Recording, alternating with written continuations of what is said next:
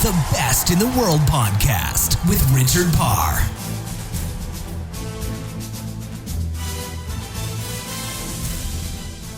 Do you ever wonder what it might feel like to be a part of some of the biggest atmospheres in sport? An almost hostile environment. Well, that's what we learn from Kim St. Pierre, the ice hockey Olympic champion, on this week's Best in the World with Richard Parr. Kim was the goalie when Canada beat the United States on home soil at Salt Lake City in 2002.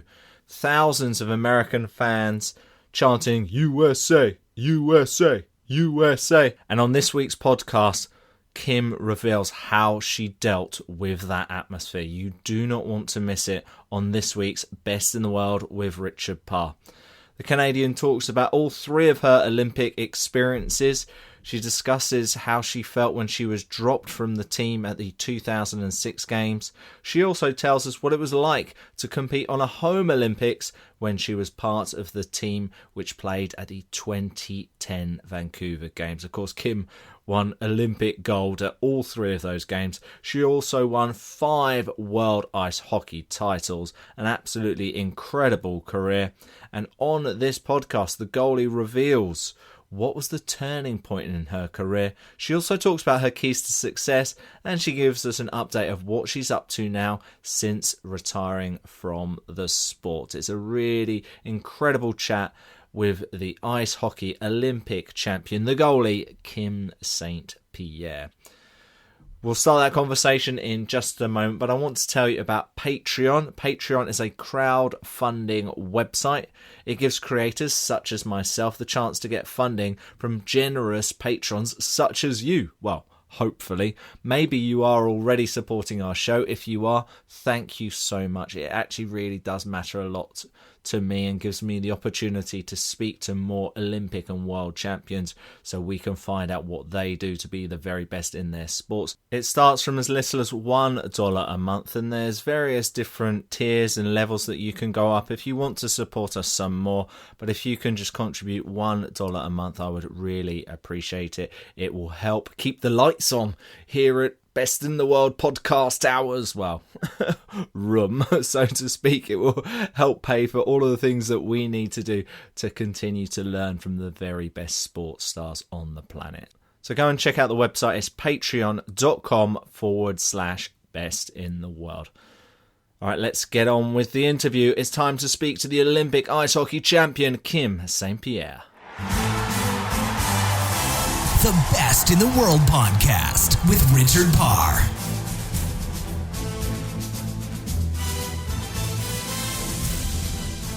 Kim St. Pierre, welcome to the Best in the World with Richard Parr, 3-time Olympic gold medalist and 5-time hockey world champion. So great to talk to you. Of course, you had an amazing career, but first let's catch up with what are you up to at the moment, Kim? Yes, well, I'm very happy to talk to you this morning. Now I retired from the National Women's Hockey Team in 2012 to have a family. So now I have 2 little boys, 3.5 and 5 years old. So that's what I'm doing. I'm taking care of them. And since last September, I started a job with Reebok, and it's called the Box. So it's a free before-school activity program for all elementary schools in Canada. So I'm the regional coordinator for Eastern Canada. So now I'm trying to get the kids active and moving before school start in the morning. So that's been my job since last September. So that's what I'm doing and enjoy doing as well. It's a great way to be involved in sports. And all my life I was lucky to be active. My parents told me that being active was very important and going to school. So now to be able to tell the kids and show the kids how a sport is important and going to school and being active. So I think it's a great job for me, and it's easy to give a passion to make the kids dream about maybe one day going to the Olympics or just playing for fun. So I think it's a great mix, and I'm happy with this position. Oh, fantastic. And trying to teach them before they go to school. What time are you getting up in the morning? It must be really early. It is early, but when we have young kids, I got used to it. So for me, it's okay now. But yeah, usually school in Canada, they start around like 8 o'clock or 9 o'clock. So some of the mornings are really early. But also part of my job is to do outreach. So I don't have to get up every single morning. But for my kids, I do. So I enjoy visiting the schools, visiting the kids, and see the improvement through the year as well. And why it's before school is just all the science behind like making the kids active early really helps them for a great day of learning. And for the hyperactive kids too, it's great to move for 45 minutes before they have to sit down for the whole day. So that's why I really believe in the program, and I'm trying to teach as many kids as possible. Fantastic. And you mentioned your two children there. Have they gone on the ice yet, and could they be following in your footsteps in some way in the future? We'll see. I have two boys, so I think having a girl would have been maybe easier to teach them hockey. But no, they're starting this September, so we'll see if they really enjoy it as much as I do. Right now, they're just playing soccer and swimming, so it's a good start. I have two brothers as well, and then we grew up playing every single sport. So I really hope my kids like it as well. If not, if they like something else, well, maybe I'll get to learn how to play the piano or sing. But for now, I think we're trying, my husband and I, to just show them that sports is fun, and trying to get them to love being active. But I can't wait to see them on skates. Like we've played around in like outside rinks last winter, but to actually be on a team will be a first this year. So I'm excited to see that. Fantastic. When did you first start playing?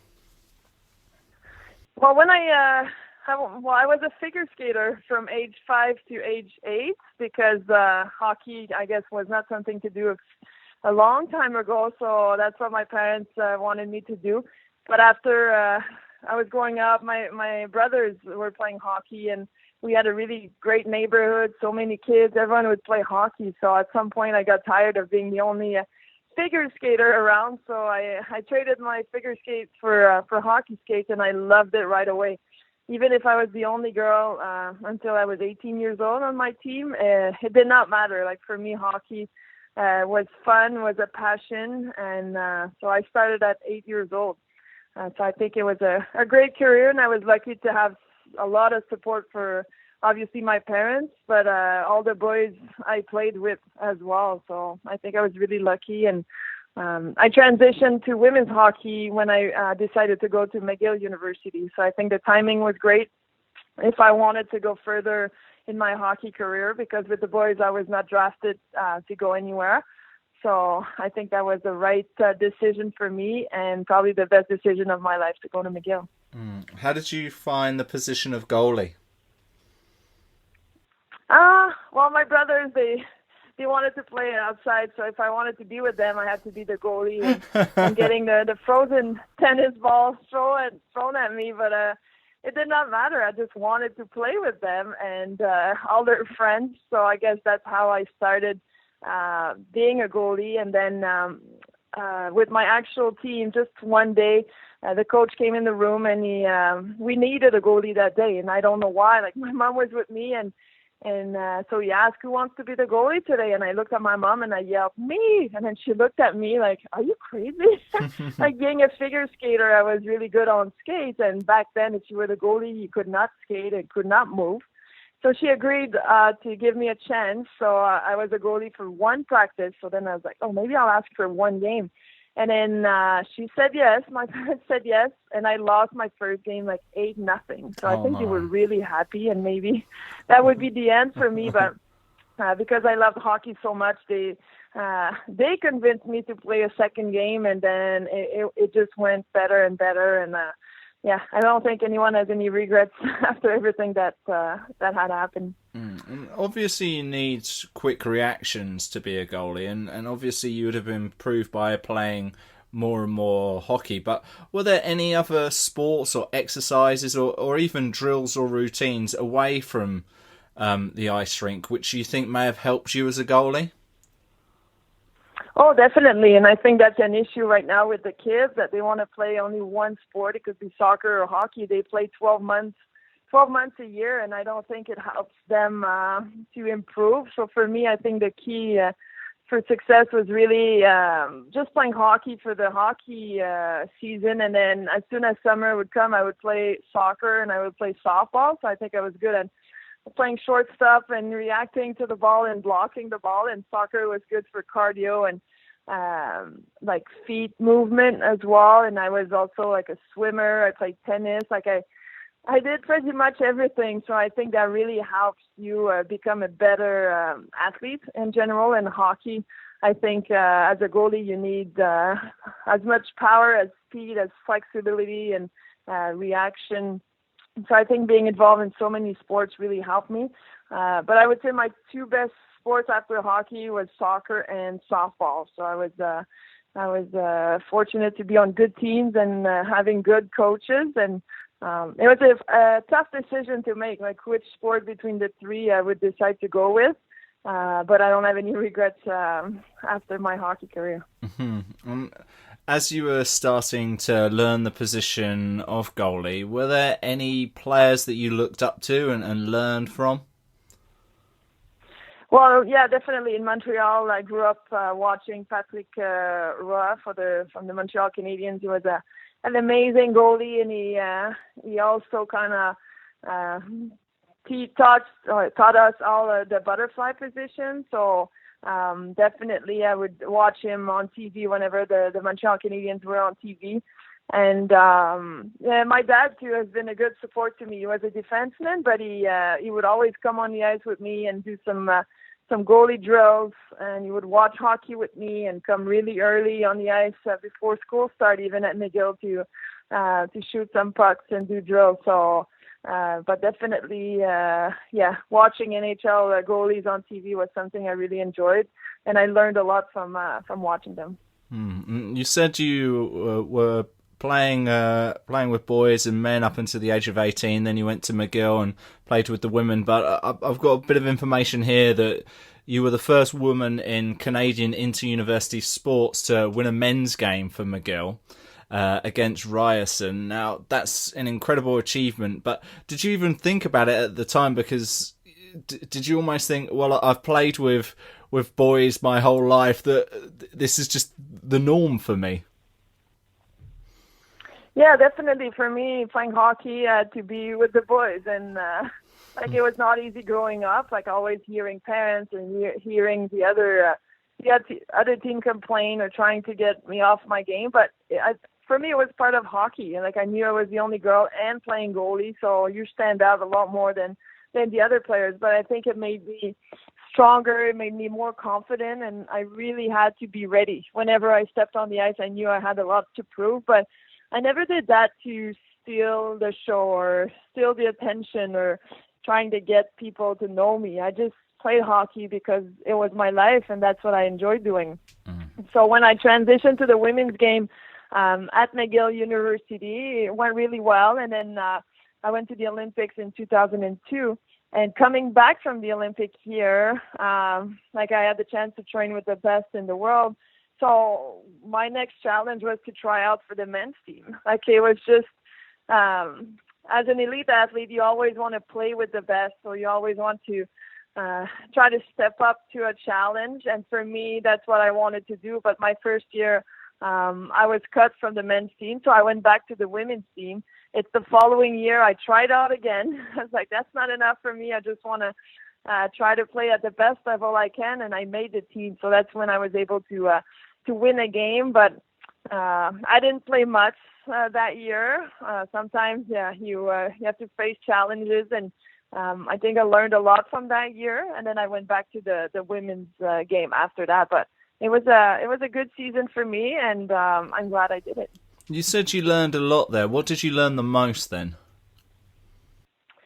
Well, like I would say half of the team was kind of happy to see me. The other half, it was probably the first time for them to play with a girl. So yes, I had to prove myself every day to my teammates, like to be the best really I could be. and just to have confidence in myself, like knowing I had my spot on the team and I deserved to be there. And then towards the coaching staff as well. It's like, yes, we're going to take you on, but it was not a given. Like every day I had to prove myself and I had to play well, and it was just a lot of pressure. So how to deal and at the same time go to school and perform. So it was a lot on my plate. So I think it made me like a stronger goalie and how to cope better with all the stress. I'm going to talk about the Olympics and your 3 gold medals, but of course you were a 3-time Olympic champion, 5-time world champion. In your whole career, other than the Olympics and the World Championships, what is your proudest achievement in your hockey career, do you think?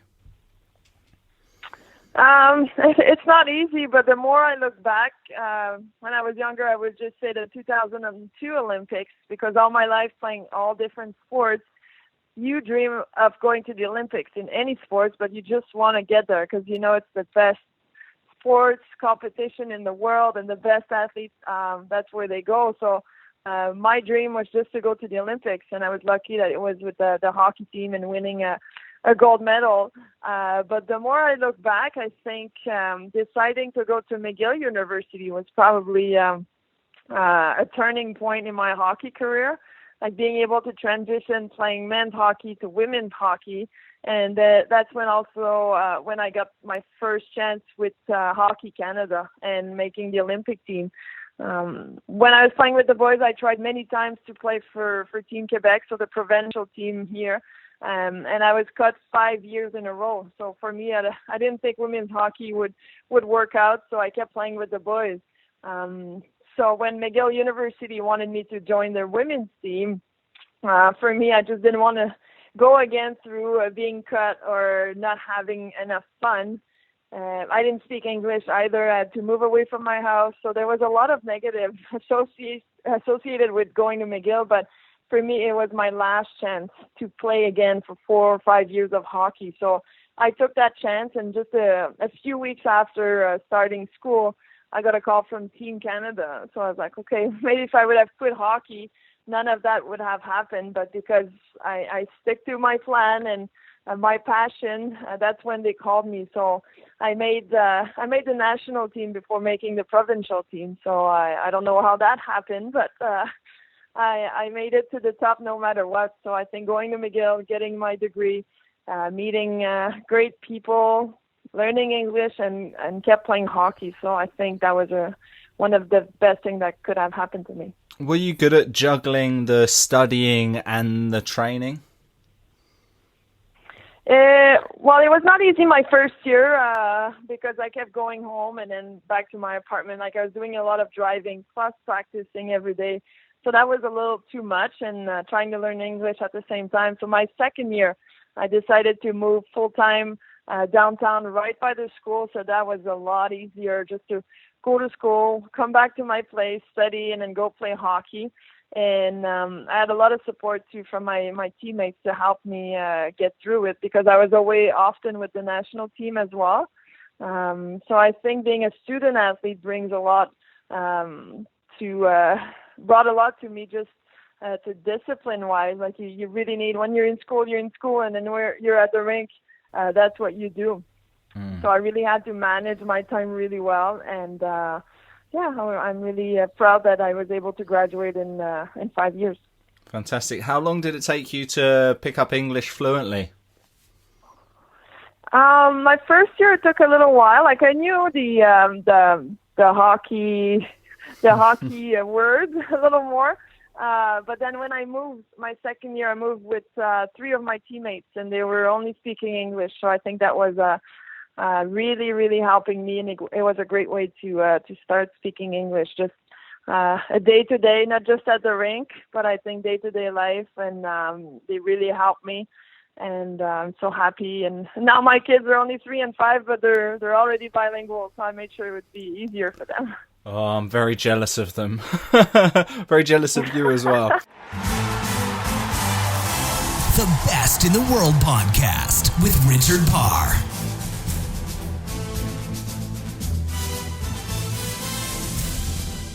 We'll be back with Kim in just a moment, but I want to tell you about 99 Designs.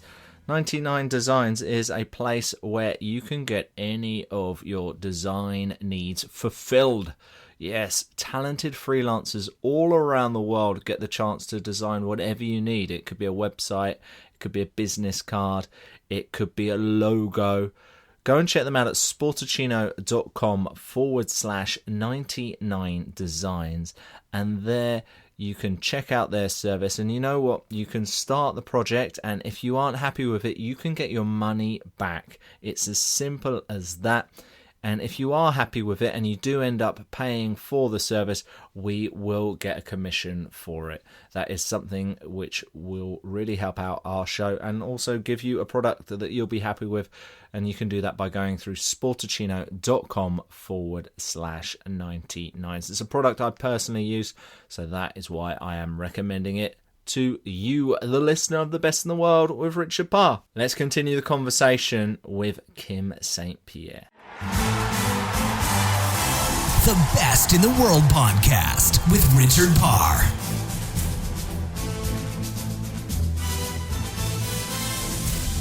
Let's talk about the first Olympic gold. Obviously, your first Olympic experience. Just tell us a little bit about that whole moment for you. Well, it was really overwhelming, I think would be the word. Like I had seen it on TV so often. Every 2 years I would watch the summer game, winter games, and so on. And I think one of the key moments for me was the opening ceremony. Like when you watch it on TV and they announce the Team Canada and you get to walk in, I was so excited to be there with my teammates. Like that was the first step into like achieving one of my dreams, and to walk around and see the crowd. And wow, that was really, really exciting. And obviously, playing my first game at the Olympics was something quite exciting. And on top of that, playing the American team in the final in Salt Lake City. So the crowd was all cheering for them. And in preparation that year, we played 8 games against the Americans to get ready, and we lost all 8 games. So showing up in the final against them, in my mind, it was like if we had nothing to lose. Like if we lose 9 times to them in one season, nobody will talk about it. But if we win, that will be something very special. And that's how we played. We had so much adversity against us. I think we had like 14 penalties called against our team, so we really had to stick together. And I think going through a tough season really helped us to get through that final game, and we won 3-2. So when you count down the seconds from 10 to 0, it seemed like an hour to me, but I couldn't wait to hear the final buzzer. And when obviously we get the gold medal around our necks, I slept with it, and I didn't want to give it to anyone else. I was holding on tight, and it was a very, very special moment. Other than the fact that you had nothing to lose because you lost those 8 games, did you do anything strategically or technically different for that game? Well, no, it was, I don't know. I had the feeling I had done everything I could.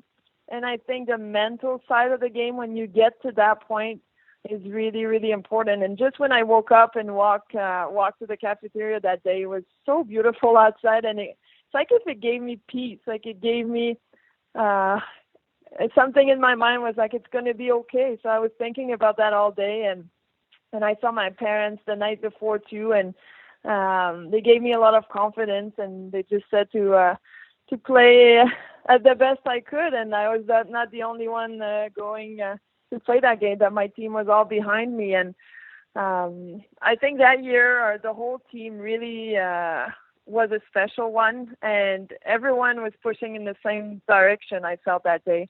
And whatever that was going to happen, I think people were ready to do whatever was needed. So that game, the penalty kill needed to be the best one we've seen all year, and that's what happened. And even the coach at some point threw a stick on the ice, I think, but the whole bench stayed cool and stayed focused, so that we were ready to take on another penalty.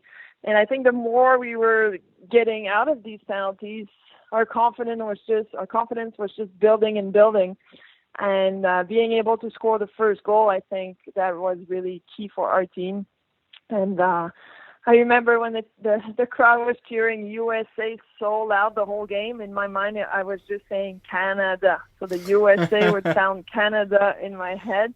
So I was like, wow, they're cheering for us. And that game went pretty quick in my mind. And we got the right medal that we wanted. It's amazing how the weather can actually change your mood. I remember when I was looking at different universities to move to, I went to one and it was pouring with rain, and I think that really affected my decision not to go there. And then the university I eventually went to, when I went to their open day, it was the most beautiful day ever, and I was like, oh, I'd be happy to go here. It's amazing how it does that. You mentioned doing your own chant of Canada, Canada. Were there any other things you would do mentally to prepare for a game or even during a game? Well, I definitely do a lot of visualization before the game, because I really believe athletes play at their best when they don't think too much. It's when we start thinking that we doubt ourselves, that we're not really in the present moment. And I think that was one of the keys to my career. Being a goalie, you're on the ice for so long, so you have to be able to turn the switch on and off whenever needed to be. So I think that was really key for me, like all the preparation before the game. So either physically and mentally, just to make sure I was ready. And then after that, it was to really be able to play at my best for the whole game, like not to have some moment where my focus was not there. So I think I worked a lot on it, just to be able to be in the present moment, not thinking about what's going to happen or what happened. Like if you made a mistake or a goal went in, just to be able to get over that quickly. I think for a goalie, to always think about what's happening now. And I think that was key during that game, definitely to be able to keep my focus. Is that something you taught yourself by reading books or finding things online, or was that work with a sports psychologist, or is that just something that you picked up from all your many, many years of playing? Yeah, I think it's a mix of everything. Like when I was at McGill, I met some great teachers, sports psych, and we had a great one with the national team as well. So always around us and being there to talk and giving us advice. And definitely, like you said, by reading books, watching documentaries on TV. I really believe when we get to the elite level, the mental side is very important. So definitely, I did a lot of reading and tried different things. And you have to keep it simple too. Like I said, I don't like to think too much during a hockey game. So I think there's a lot of work to be done before. But once the game starts, usually you should be almost on the automatic pilot, like it's just happening and you react because your body knows what to do. But definitely, like I had some strategies to use through the games just to make sure to that I could play at my best. Is there one piece of advice that you've ever been given in your career which has kind of stuck with you throughout your career? I don't remember exactly, but what I tell the kids now is really to focus on the fun part of hockey. I think now that the parents or coaches put too much emphasizes on just like thinking about the Olympics or the NHL for the boys. But if you don't have fun, like it's going to be hard to get there. And I really believe that if you're meant to be like a Team Canada player or a Montreal Canadiens player, you'll find a way to get there. So as long as you enjoy it, I think that's a really big part. The same thing when I do hockey schools. Like they learn a lot, but the fun part of it, you want the kids to love being at the rink and wanting to come back as well. So I think for me, that's a key point for kids playing hockey. Were there any moments in your career where it wasn't fun? Oh, definitely. Like so many training camps, like they're not easy, being cut so many times or, when you go to tournaments and they hear you're a girl, so you hear like so many bad words or, parents saying that to my parents that I stole their son's spot on the team, or like I heard a lot, but I realized with the time that it was not against me, more trying to get me out of my game, or just people that were jealous.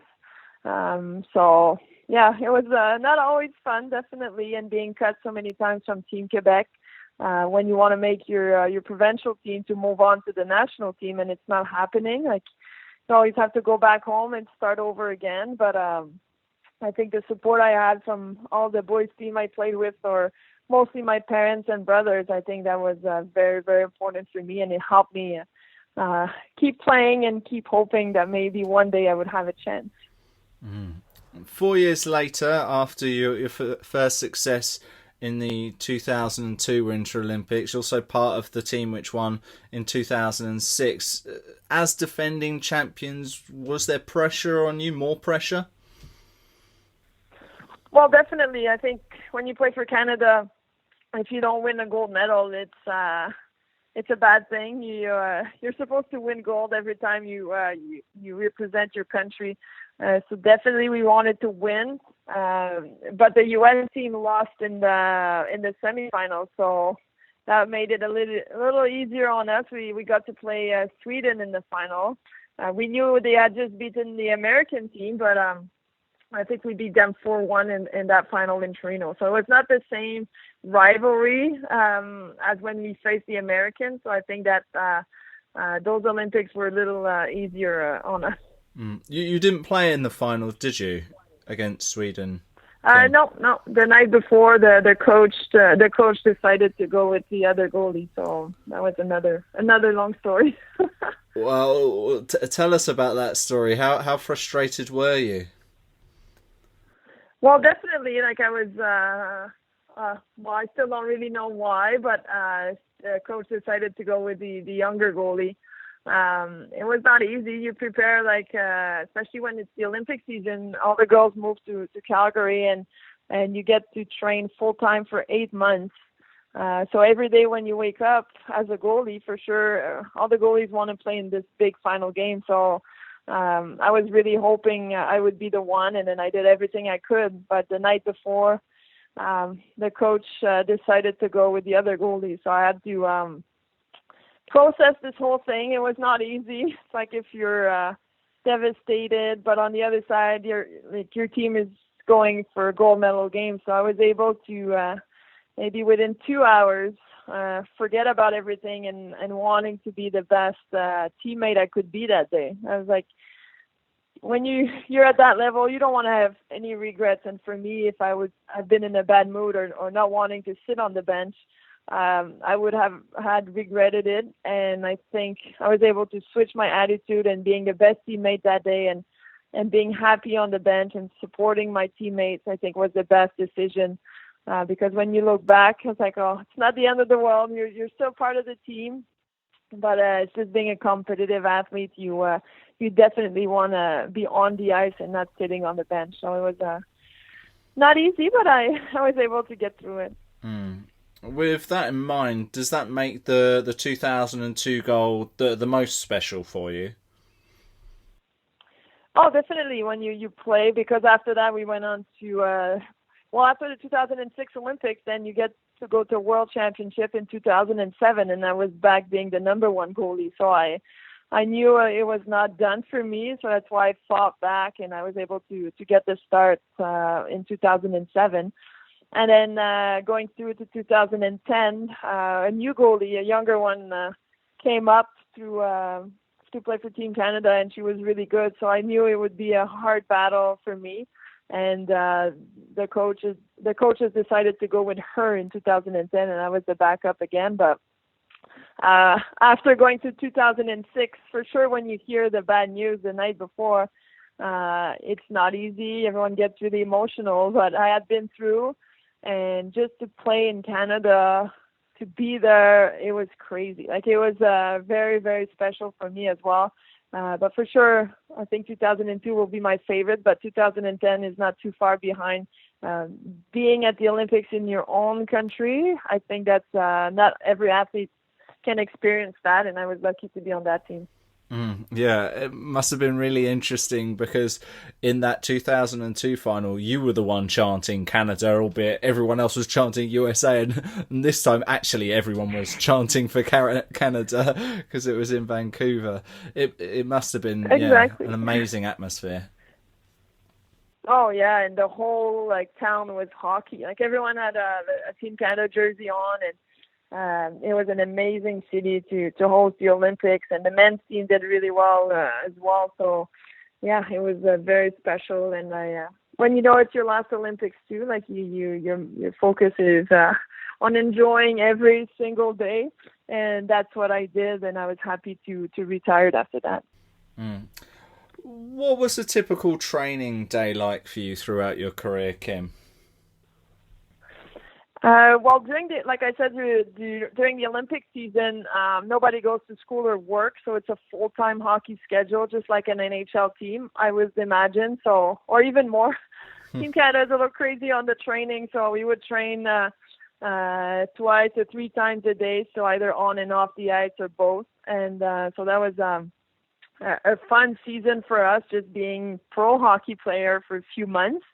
Then when we would go back to school, it was full-time student and then playing for, let's say, McGill. And then on top of that, we had 4 or 5 training camps with the national team. So every month or so, you leave your school and then you go try for a training camp for a week, and then you come back to your school. So it was a lot of juggling between the two of them, but for me, hockey was my life, so that's what I enjoy doing, and so mostly every day, like on ice and off ice training, and then once the season's over, it's about a 2-week vacation that you get, and then you gotta get back at it right away. So it was, but it was fun. Like that's what I enjoy doing, and now I don't train as much. I feel a little guilty, but I have to get back to a schedule of being in the gym maybe more often, but definitely when I was a hockey player, it was an everyday thing. Oh, fantastic. Well, you said your life revolved around hockey. When you're not playing hockey, when you're not being a mum, when you're not being a coach, and I'm guessing you don't have much time for much else, but what do you like to do to help relax? Yeah, it's not especially now with the kids, it's very different, but I like traveling. So whenever I could go away in Europe to do a vacation, that's what I enjoy doing. Now with the kids, they were younger, so we would just mostly go rent a cottage and then spend a few days just us or with the cousins. So that's what I enjoy doing now, like being mostly with my family or visiting people or friends I know. And then definitely traveling, it's something I enjoy doing. Wonderful. What's your favourite place you've visited? We often go to the south coast of France. So we have a few friends there, and I just love the life out there. So that's somewhere we really enjoy going. So it's all the south coast of France. We have a few spots there that we like going. So we usually rent a house and then just go and enjoy the water and the people and the beach there. Oh, beautiful. That's a lovely way to live. I was there for the European Football Championships last summer. It was absolutely magnificent. Kim, it's been so good to talk to you. Thank you for giving us an amazing insight into your incredible career. Just before you go, why don't you let us know where we can learn more about you and all of the projects that you're involved with, please? Oh, yes. Well, I'm working on updating my website, so just kimstpierre.com. So it will be updated probably through the summer. And then, I'm working on a few hockey camps and definitely keep working on my box job. And I'm also working on a project to help women's hockey around the world. So maybe traveling to a few countries and meeting the key players and helping women's hockey to be known a little more. So I'm really working on that this summer. So hopefully you can see my updates on my website. Perfect. Well, I'll put a link to it on the description page of this podcast. Kim St. Pierre, it's been so good to talk to you. Thank you for being on the podcast and thank you for being the best in the world. Oh, thank you so much for taking the time to call me. The Best in the World podcast with Richard Parr.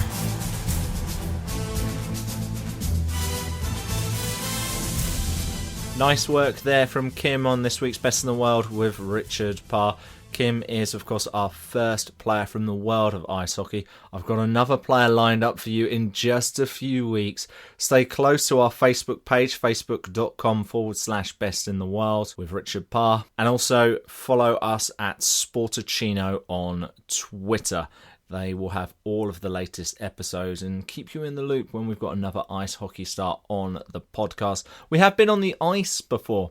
We've had curlers before. Eve Muirhead has been on the programme. We've had speed skaters, quite a few speed skaters. Chad Hedrick, for example, Jorrit Bergsma, Jan Blockhuizen. They've all been on the Best in the World with Richard Parr. They're all on the archive, acast.com/best or sportacino.com or on iTunes.